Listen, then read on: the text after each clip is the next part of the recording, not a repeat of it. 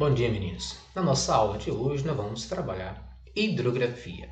É importante a gente perceber que hidrografia é um ramo da geografia responsável por estudar as águas do planeta Terra. O conjunto das águas de uma determinada região ou de um país, também é chamado de hidrografia. Entre os objetos de estudo dessa área, nós podemos citar os oceanos, os rios, os lagos, os mares, as geleiras, as águas da atmosfera e também do subsolo e as demais que existirem. A maior parte da água que existe no planeta está nos oceanos. Nós podemos verificar na imagem que grande parte da superfície do planeta, mais de 70% da superfície, é coberta por água. Dessa água que existe no planeta, 97% das águas estão nos oceanos e mares. As águas do continente representam apenas 2,7% do resto das águas, porque 97% já estão nos oceanos. Nesse gráfico nós podemos visualizar 97% de toda a água doce que estão distribuídas aí nos oceanos e mares. O que sobra em torno aí de 3%, Desses 2,5%, como nós podemos verificar aqui, são as águas que estão congeladas. Essas águas se encontram nos picos das elevadas montanhas, nas regiões de difícil acesso, como por exemplo nas regiões polares. Apenas 0,5% da água doce está disponível. Então, 0,5% está disponível em aquíferos, chuvas, lagos, reservatórios e rios, que são as águas que nós podemos consumir. Podemos visualizar também que dessa água própria para uso, grande parte dela não está de fácil acesso, são águas subterrâneas. Nesse mapa nós podemos observar a distribuição da água subterrânea no planeta, em vários países, inclusive no Brasil. Nós podemos observar que o Brasil ele se destaca aí entre um dos países com maior reservatório de água. Totalizando, o Brasil tem aí cerca de 13% de toda a água doce do planeta. As áreas em azuis no mapa, nós podemos observar que são os principais aquíferos do mundo, e aí sobressai o Brasil, que na América do Sul, a Rússia, na região tanto europeia quanto também a asiática, e também as regiões costeiras dos Estados Unidos. Também existem outros aquíferos também considerados importantes, que nós podemos observar que está na tonalidade um pouquinho mais clara, em amarelo, como nas regiões do Canadá, nas regiões da América do Norte, também algumas regiões da África, que também da Ásia, mas outros são considerados aquíferos pobres, como nós observamos aqui. Essas áreas, numa tonalidade para marrom, são considerados aquíferos pobres, ou seja, onde o volume de água encontrado neles não é o suficiente para atender a demanda da nação. Aqui nós podemos observar os 5 países com maior volume de água no planeta. Brasil, com mais de 13%, Rússia, mais de 10%, Canadá, mais de 6%, Estados Unidos, 6,5% e China, também em torno de 6,5%. Totalizando esses 5 países juntos, eles estão aí, somam junto em torno de 43% de toda a água doce do planeta. Quando analisamos a disponibilidade de água no Brasil, nós percebemos que existem vários Brasis, ou os Brasis das águas. Na região norte do Brasil, nós temos concentrado 68% de toda a água doce do Brasil. E, no entanto, nós temos apenas 8% da população nessa região. Na região nordeste, nós temos disponível 3% da água disponível no Brasil e temos nessa região 28% de toda a população brasileira concentrado aí. Na região centro-oeste, nós temos 16% de disponibilidade de água total que existe no Brasil, nós temos 16%, e 7% da população brasileira se concentra no centro-oeste. Quando observamos o sul, nós observamos que 7% da disponibilidade de água do Brasil se concentra, dos 100%, 7% se concentra no sul, mas com uma população bem acima, ó, com 15% da população brasileira. No Sudeste é que a coisa complica. Aqui, ó, nós temos disponível de toda a água doce do Brasil, nós temos apenas 6% dela concentrada nessa região. E uma população em torno aí de 43% da população do Brasil concentrada nessa região. Então, a pressão sobre a água vai ser muito grande nessa região aqui. Aí nós podemos observar aqui do lado, ó, o que acontece. Na região norte, a disponibilidade de água na região norte é 8,5% a mais para cada habitante. Ou seja, a disponibilidade sempre vai estar a mais. Da mesma forma no centro-oeste, com 2,2% a mais do que é necessário. No sul, 0,4%. Olha o sudeste, quando nós falamos aqui, 0,1%. Então, pessoal, quando nós podemos observar aqui na tabela, ó, a região norte possui maior recursos hídricos, seguido pelo centro-oeste, sul, sudeste e nordeste, totalizando 100% de todos os recursos hídricos do Brasil.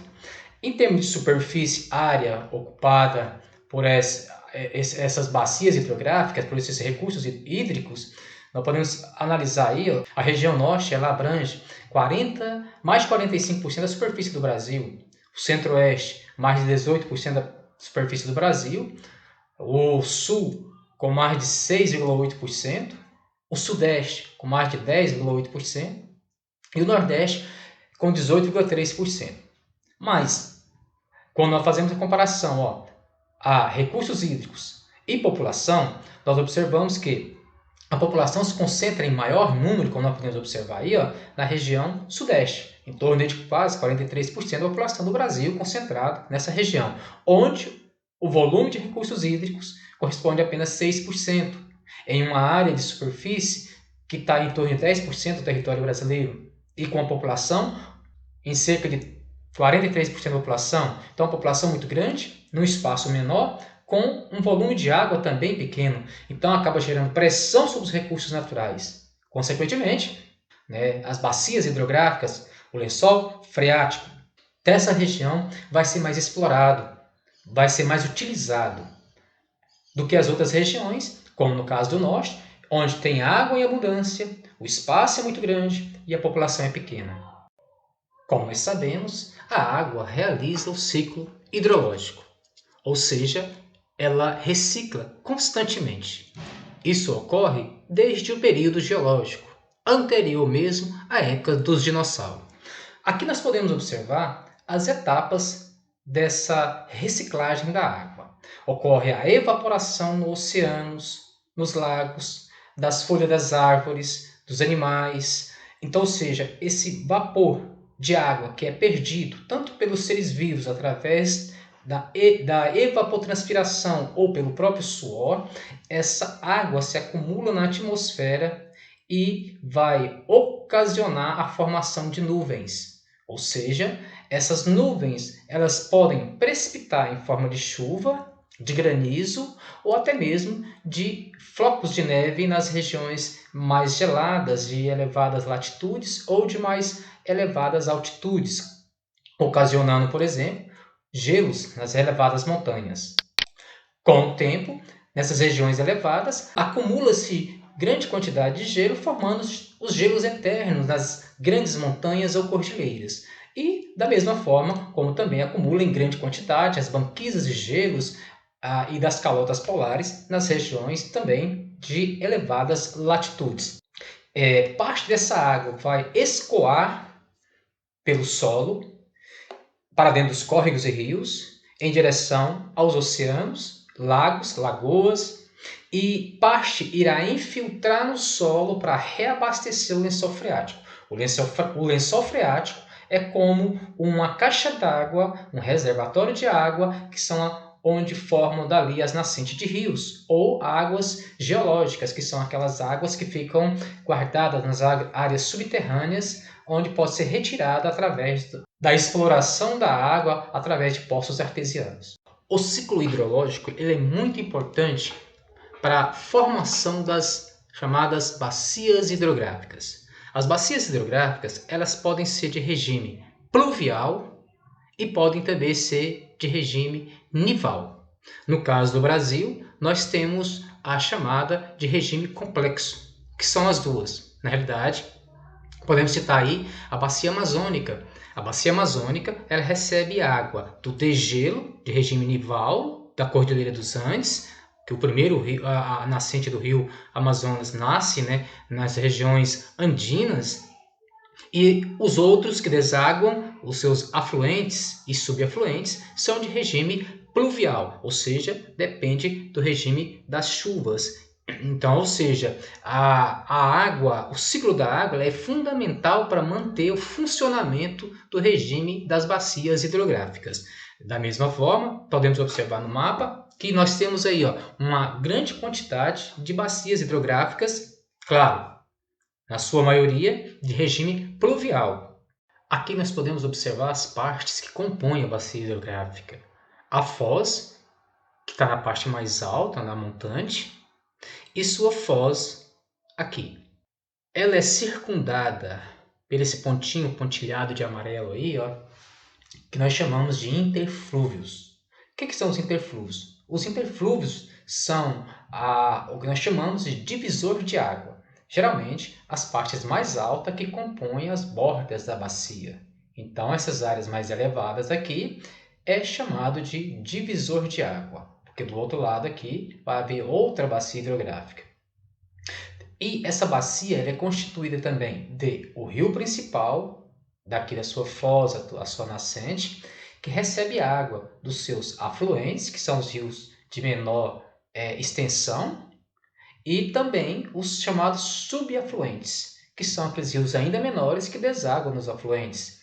Então, essas águas são levadas em direção ao rio principal, que capta toda a água e leva para desaguar na sua foz. E o leito do rio constitui, né, todo o espaço ocupado pela água do rio. Tá? Então, ou seja, o rio principal capta a água desde sua nascente, dos afluentes e subafluentes, e leva toda essa água em direção à sua foz. A foz pode ser delta ou pode também ser estuário. Aqui nós podemos observar os dois tipos de foz. A foz em estuário, aqui também em estuário, quando o rio deságua em um único canal, estuário. No delta, se observa que antes dele desaguar, aqui, o canal se subdivide em vários canais. Então, ele forma aí como se fosse galhos, vários canais. Aqui em forma de delta e aqui em forma de estuário, um único canal. Os rios brasileiros, as suas foz se subdividem em duas. Elas podem ser endorreica, quando ela deságua no próprio interior, dentro do continente. Podemos citar o exemplo aqui do rio Tietê desaguando no rio Paraná, um rio do interior que deságua no outro. E exorreica, quando o rio ele deságua diretamente no oceano, como nós podemos observar na imagem aqui. Então, a foz pode ser, da forma de desaguar dela lá, pode ser exorreica, desaguando no oceano, ou endorreica, quando deságua no interior. Aí está levando a forma como ela está desaguando, se é no interior ou se é no oceano. Quanto ao volume de água que esses rios que constituem a bacia possuem, eles podem ser classificados em perenes, que não secam, correm durante todo o ano, ou intermitentes ou temporários, aqueles que durante o período do ano eles vão secar. E quanto ao relevo, o rio pode ser classificado como rio de planalto ou rio de planície. Os rios de planalto geralmente são rios com grande quantidade de cachoeira, formando desníveis, muito bom para a produção de geração de energia elétrica, e também é utilizado para a construção de eclusas. Já os rios de planície, por estar numa região bastante plana, eles não apresentam cachoeiras. São muito utilizados para a navegação, como na região norte do Brasil, e pode ocorrer grandes lagos que são formados devido à presença da planície, e não apresenta cachoeiras. Pessoal, até mais. Até a nossa próxima aula, então.